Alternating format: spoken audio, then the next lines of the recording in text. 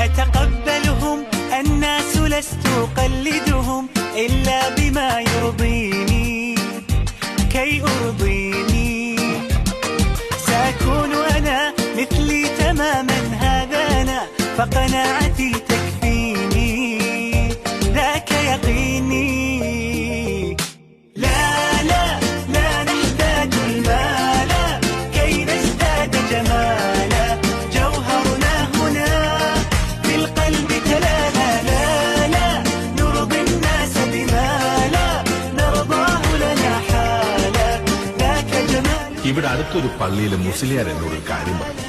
അത്ര പരിചയമില്ലാത്ത ചിലരെ അടുത്ത് പള്ളിയിൽ കണ്ടതായിട്ട്.